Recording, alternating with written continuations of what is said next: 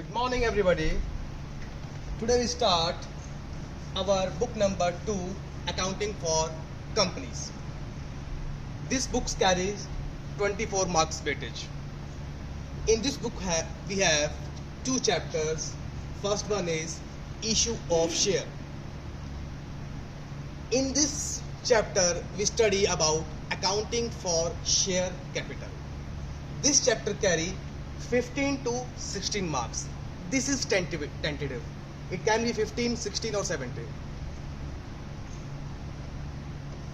We have one question of 8 marks,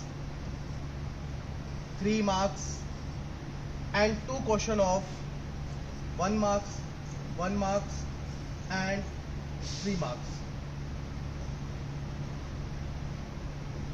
In plus 1 we studied about sole proprietor.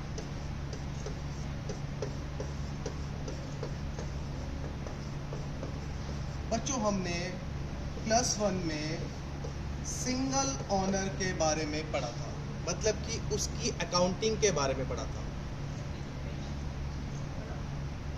In plus 2 we studied about partnership.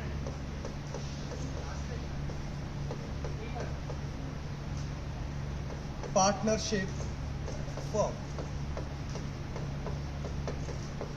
Why we shifting? In sole proprietor we have limited fund. जब हमारा business छोटा था तो हम क्या थे? Single owner थे. हमारा बिजनेस एक्सपेंड हुआ तो हम 3-4 लोग मिलके हमने अपना बिजनेस को बढ़ा दिया. नाउ अगेन हमारा बिजनेस और एक्सपेंड हो रहा है. For that we need company form of business. We need company form of business. In this business we can have unlimited members. So in this book we studied about how to pass journal entries for the companies, or we study accounting for the companies. Before that we studied features of the company.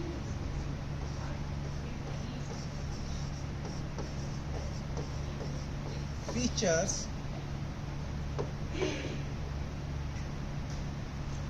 of company.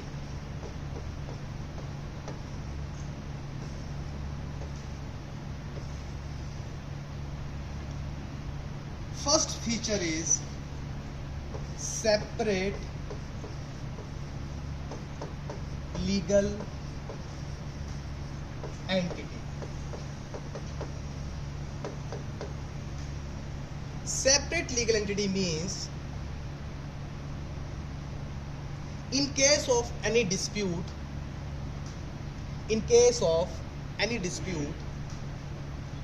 अगर customer के साथ कोई dispute होता है या किसी bank से कोई डिस्प्यूट होता है या किसी क्रेडिटर से कोई डिस्प्यूट होता है, देन केस किसके अगेंस्ट होगा? सोल प्रोप्राइटर में तो नोटिस जा सकता है दोनों को.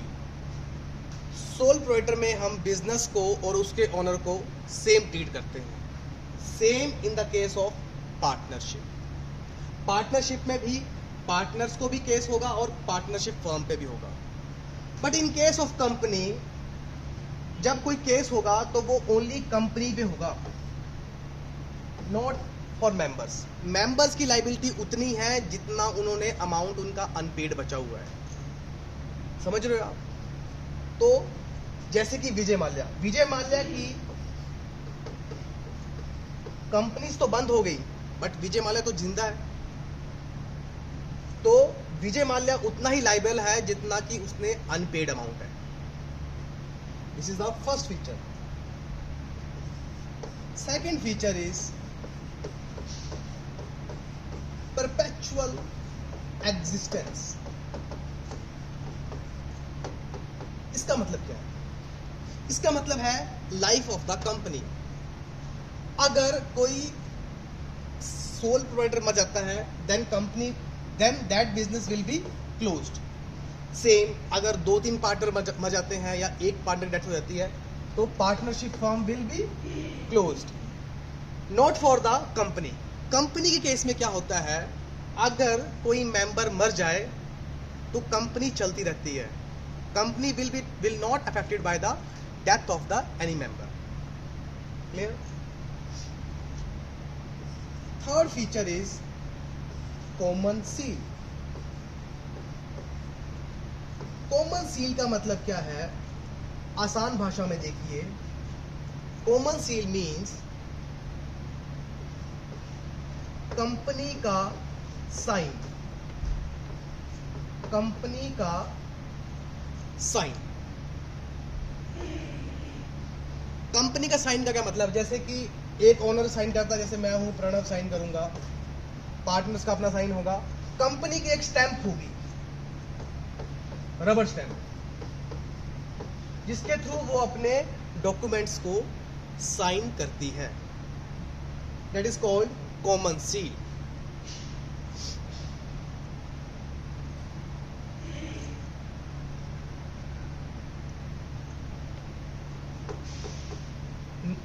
नेक्स्ट फीचर है आपका लायबिलिटी. फोर्थ फीचर इज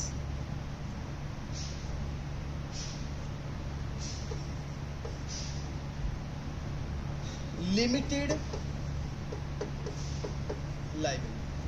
बच्चों ये चीज आप सुनते आए हो. लायबिलिटी का मतलब होता है बर्डन. दैट अमाउंट जो आपको अभी तक स्टिल टू बी पेड, जो आपने पे करना है. तो कंपनी के केस में क्या होगा, कंपनी के मेंबर्स या शेयर होल्डर्स उतना ही अमाउंट पे करेंगे जो उन्होंने अभी तक पे नहीं किया है. तो it means it is a limited liability case. Fifth one is transferability of shares. अब बच्चों शेयर्स होता क्या है, शेयर्स का मतलब सिंपल देख लो, हिस्सा. अब जैसे कि रिलायंस कंपनी है, उसमें अंबानी जी का 47% शेयर है. मैंने भी कुछ शेयर ले रखे हैं, तो मेरा रख लो 1%. आपके पिताजी ने ले रखे हैं, उनका रख लो 5%. तो ट्रांसफरेबिलिटी का मतलब ये है कि मैं अपना शेयर किसी को ट्रांसफर कर सकता हूं. सपोज करो मैंने अपना शेयर ट्रांसफर कर दिया मिस्टर तरुण को, सोल्ड कर दिया या ट्रांसफर कर दिया. This is called transferability of share. तो ये कंपनीज के केसेस में ये फैसिलिटी हमें अवेलेबल है. Okay students, this is the features of the company. Again हम रिवाइज करते हैं अपना आज का लेक्चर. देखो मैंने आपको बताया कि हम स्टार्ट कर रहे हैं अपनी book number 2 of class 12th. Book name is accounting for companies. This book carries 24 marks. Thank you.